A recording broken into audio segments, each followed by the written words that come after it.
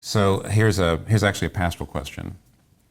Let's just say someone comes to you and says, boy, people are coming to me now and saying, you Christians, you're on the wrong side of history, or you don't want to be on the wrong side of history, do you? Usually having to do with some Christian position on homosexuality or something like that. So that's the question. You don't want to be on the wrong side of history, do you? I don't know what to say. So Pastor, help me. What should I say? Well, I confess the first thing I'd say is that the question itself presupposes a certain view of history, an inevitability of certain social trends that are going that way no matter what we do, and you don't want to be on the losing side. That's what is meant by it. But if you look at history another way, that is, space and time are going to unravel as the Lord Christ, the Lord of history, brings all things to pass. Yeah, you bet I want to be on the right side of history. It's going to come to a glorious end in a new heaven and a new earth, the beginning of all things, resurrection existence. And so I want to be on the same side of history as Jesus is. So there's a sense in which you have to go sort of offensive on it. Having said that, then there are some other things that need to be said. When certain trajectories begin to play out in history, sometimes they've been really frightfully wrong. Some scientific things, the study of the shape of the human head in order to determine who is retarded or not. I mean, that was universal science at the beginning of the 20th century. Or certain views of racism and Nazi genocide. So that was all part of science. You don't want to be on the wrong side of history. That was the argument that came out of the Marxists, it came out of the Nazis. Mm-hmm. So it's very faddish and it's very temporary. And at the end of the day, Jesus still remains king. If I look at the right side of history on that question on a longer haul, they're increasingly in the dustbin of history, even though at a certain time that sort of argument would have looked very powerful. And now it looks slightly silly. So one has to return to Scripture, confess Jesus as Lord, understand where history is going from a Christian faith perspective, and then after that, then I'm happy to start talking about suffering for Christ against the history that's overseen by Satan himself, who is the ruler of this dark age in some derivative fashion, and in that sense, I don't want to succumb to the trends of history at all. I want to fight them.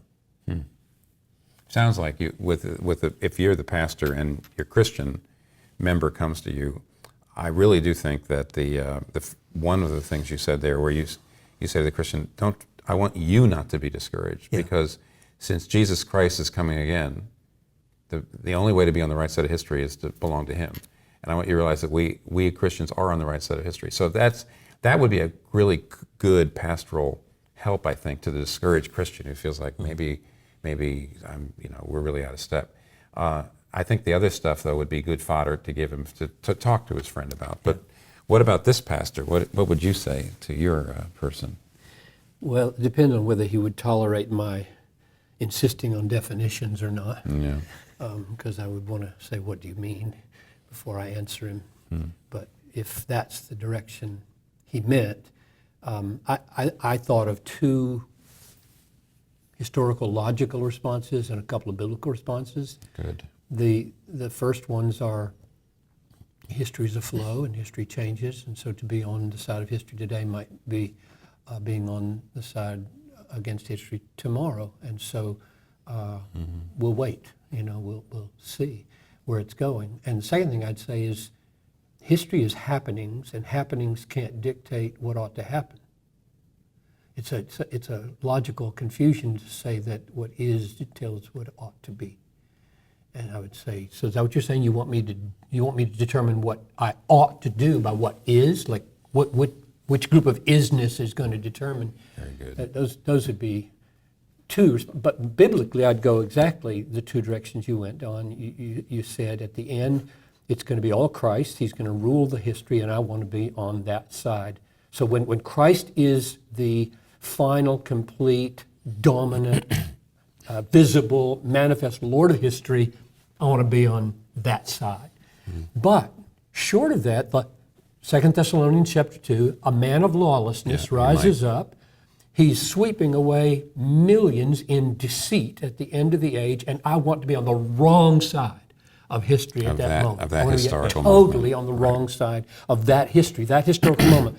I don't know how long that will last, But it crops up. There are many antichrists who come up along the way. They take swaths of history under their control, and man, do I want to be on the wrong side of those seasons of history. So I'm getting my ought, where I want and ought to be, not from the flow, but from the Scripture interpreter of the flow called the Bible. Yeah. I think you've said everything that should be said. Here's my little conversational strategy, though. Maybe this is to boil it down. If someone says to me, "You don't want to be on the wrong side of history, do you?" I usually say, "Is there anything right now happening in history? Is there any historical trend right now going on that you don't like?" And almost always the person says, "Well, yeah." I said, "Well, then, aren't you on the wrong side of history? And why should I not stand against some historical trend?" And that usually ends it. Good. In other words, all you have to, and especially if I'm talking in New York, to most people I say, "Don't you see rising inequality? Isn't it possibly true that only after World War II was there not that, but in general that capitalism brings about rising inequality?" Most people in New York would say, "Absolutely." I said, "Aren't you on the wrong side of history if if you vote for a Democrat?" Generally speaking, they say, "I see your point."